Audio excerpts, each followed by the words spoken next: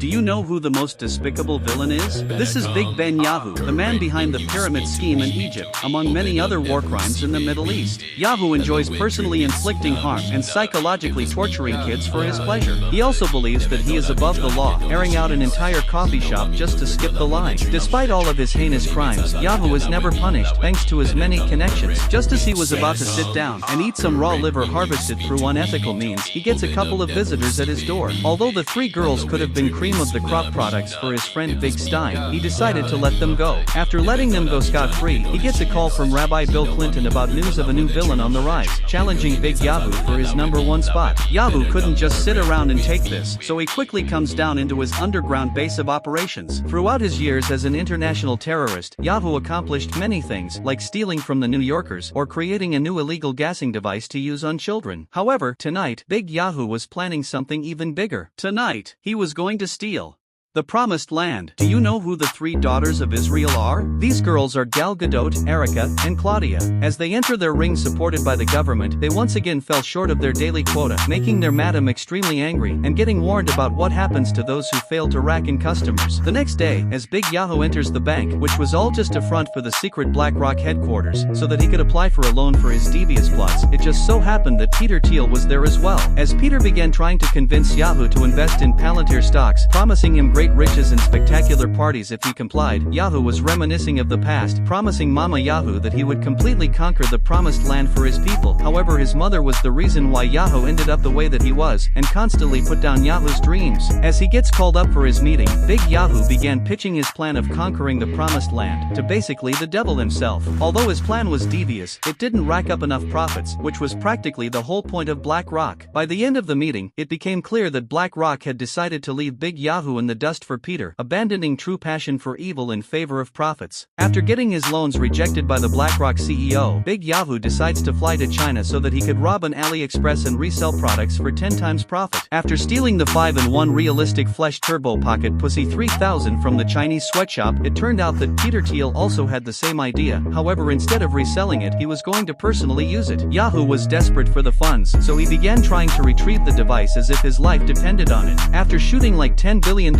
in taxpayer money from the US, Peter's advanced Palantir aircrafts were too much for Big Yahu to handle, and he quickly realized there was levels to this. The next day, Yahu began trying to infiltrate Palantir headquarters. However, Peter was always 2 steps ahead of him at every turn, and absolutely humiliated Big Yahu. As 3 young girls tried to offer their services to Peter, his Palantir defense system went off. However, after realizing why they were there, Peter enthusiastically permitted entrance. As this happened, Big Yahu got a brilliant idea. As Big Yahu casually entered the ring, his goons began day trading to scrape just enough money to buy out the girls, and in the end, Big Yahu's plan went accordingly. After Big Yahu buys out 3 girls from the ring down the block, he takes them under his wing so that they could live a better life. However, behind this kind act hid ulterior motives. After Peter Thiel steals the 5-in-1 realistic flesh turbo pocket pussy from Big Yahu, Yahu attempts to break into Palantir headquarters to take it back. However, he was outsmarted by Peter every step of the way. However, after seeing Peter's affinity towards little kids, Yahu decides to exploit this weakness. As Peter began using the turbo pocket pussy in the bathroom, Yahu was busy formulating his plans. As soon as the girls walked into Big Yahu's estate, they were put off by all of the medieval torture devices. However, Yahu reassured them that it was all just decorations. As they continued their tour around the house, Erica accidentally gets too close to one of Yahu's torture devices. Yahu didn't seem to care much. However, Erica luckily survived. As Yahu showed them to the Goislop kitchen, Erica accidentally knocks over some chemicals, which spiked Big Yahu's cortisol. After Big Yahu finished laying out some ground rules for the girls, he goes into his underground lair to plot for the invasion of Palantir headquarters. Meanwhile, the girls continued exploring Yahu's massive mansion and accidentally discover his secret lair. After the 3 diddyfoids that Big Yahu bought out from the ring found out about his secret evil lair, where propaganda, inhumane torture methods, and weapons of mass destruction were tested, Big Yahu threatens them to leave. However, the girls proved too much for Big Yahu to handle, as Gal Gadot began throwing a tantrum after losing her toy, and Big Yahu was forced to give in to their demands. After sending his goons out to go and do his bidding, as well as finding Gadot her new toy, Big Yahu walks in on the girls trashing his billion-dollar estate funded by taxpayer money. As a punishment, Big Yahu decides to sentence the 3 girls to a night without bedtime stories, cuddles, or a nightlight. Understandably, the girls were terrified, unaware of what was to come. Luckily, Yahu's goons arrived in the nick of time and delivered Gal Gadot her new toy, making the night just a little more bearable for the girls. The next day, in protest to Big Yahu's cruel and inhumane punishment, the girls decided to not follow through with his plan and instead attend their gesturing class. Even after Big Yahu puts his foot down, the girls continued marching with unwavering bravery, standing up to their oppressor. In the end, Big Yahu was forced to comply and attended their gesture class. Today was the day that Big Yahu would take his revenge on Peter Thiel and Palantir. After Peter steals Big Yahu's 5-in-1 realistic flesh turbo pocket pussy, Yahu tries to sneak into Palantir headquarters to take it back. However, at first he was unable to breach Palantir's impenetrable defenses and was utterly humiliated. However, this time, Big Yahu brought Peter's biggest weakness, Diddy Foids. As Big Yahu sends the girls out to distract Peter, Yahu uses his AI droids to scout out the layout of his base as Peter was preoccupied with the girls. After successfully shutting down all defense systems within Palantir headquarters, Big Yahu and his IDF goons finally managed to breach the walls and take back the turbo pocket pussy. However, the droids malfunctioned right as Big Yahu was about to make his grand escape. After Peter finishes his business with the girls, he nearly spots Big Yahu trying to sneak out. As Big Yahu vents and began navigating to freedom, he suddenly falls. However, his goons managed to catch their glorious leader. As Big Yahu held on for dear life, Peter's living blahaj spots him and attempts to turn him into a femboy. However, it was unable to break the glass. After it bangs the glass a couple more times, Big Yahu manages to find a window of opportunity to escape and successfully reclaim the promised pocket pussy. After Big Yahu successfully infiltrates Palantir headquarters and stole Peter Thiel's turbo pocket pussy so that he could resell it for 10 times the original price, the girls asked if they could visit Tel Aviv land and have some fun. Although Big Yahu was hesitant at first, he realized that this could be his opportunity to abandon them and live off of their foster care payments. After sending them off on their merry way, it turned out that the girls needed to be with an adult so that they wouldn't get trafficked. After riding the Palestinian children trampling roller coaster, Gal Gadot wanted a plushie. However, to win they would need to hit the USS Liberty. After paying for a round and losing, Gal Gadot convinces Daddy Yahu for another round. As the game went on, she actually managed to hit it. However, the game master tells Big Yahu that it never happened. After looking at his girls, Big Yahu had enough and nuked the entire operation and got the girls what they wanted. After coming home all jolly, Rabbi Bill Clinton could see that Big Yahu was losing his touch and urged him to lock in. As Big Yahu got on a Zoom meeting with the BlackRock CEO, he showcased the capabilities of the 5-in-1 realistic flesh turbo pocket pussy that he stole from Peter, and the BlackRock CEO was impressed and offered $6 million for it. After Big Yahu hops on FaceTime with the BlackRock CEO to discuss a business proposal, the girls pulled off a career-ending prank on Yahu by revealing his chode. Even after kicking the girls out, they didn't stop and doubled down, absolutely humiliating Big Yahu in front of the BlackRock CEO. After witnessing this, the BlackRock CEO decided to pull funding from the IDF because he was getting touched by kids, rather being the one touching them. As Big Yahu began getting flashbacks of his deadbeat mother, Mr. BlackRock officially cut off all ties with the state of Israel and ended their meeting.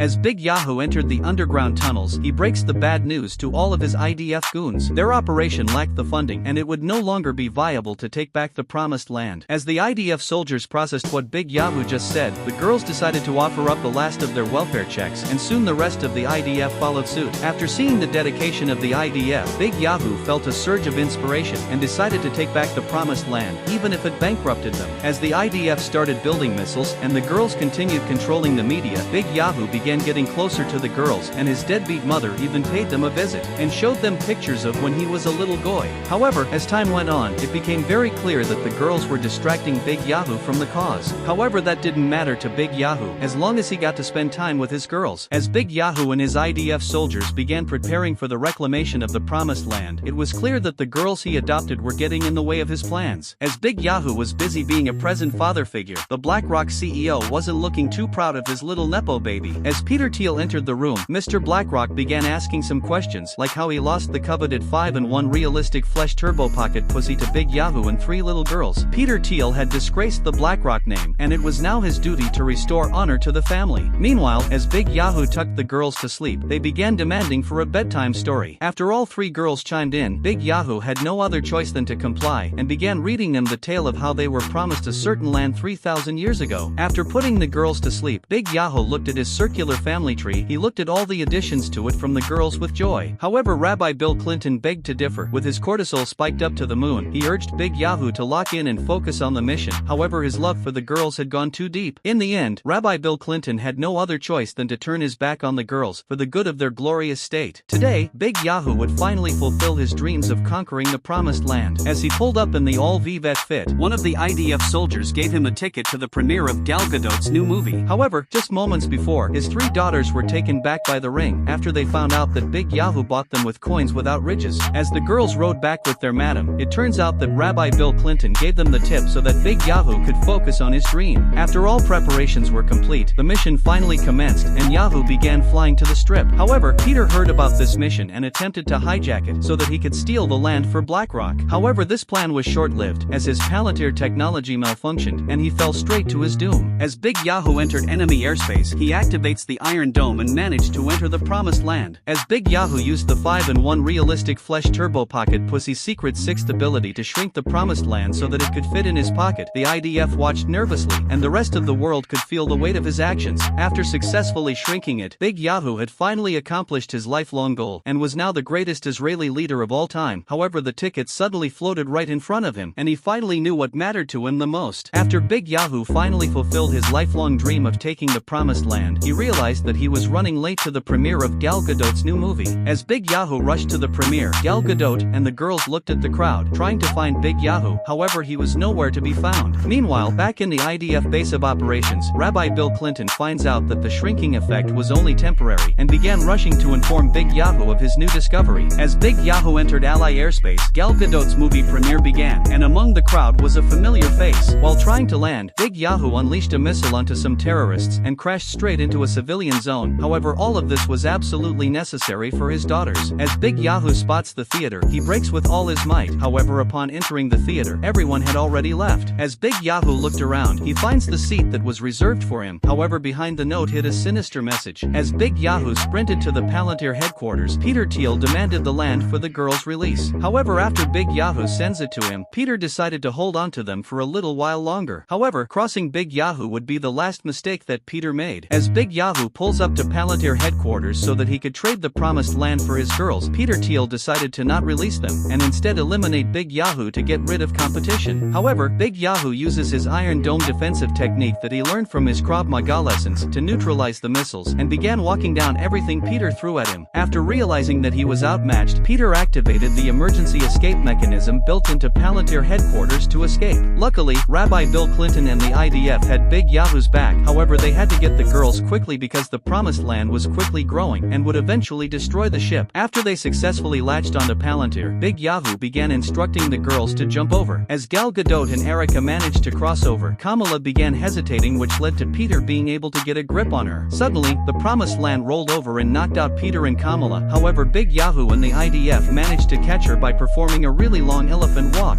However, Peter wasn't so lucky, as the Promised Land was returned to its usual size, and Peter was left there to rot. After Big Yahu's short-lived dream of conquering the Promised Land came true, his life eventually returned to normal, giving the girls their nightly indoctrination before going to sleep. After kissing all of his IDF homies goodnight, the real show started, as Gal Gadot's bat mitzvah began. The function was so thrilling that Peter even joined in.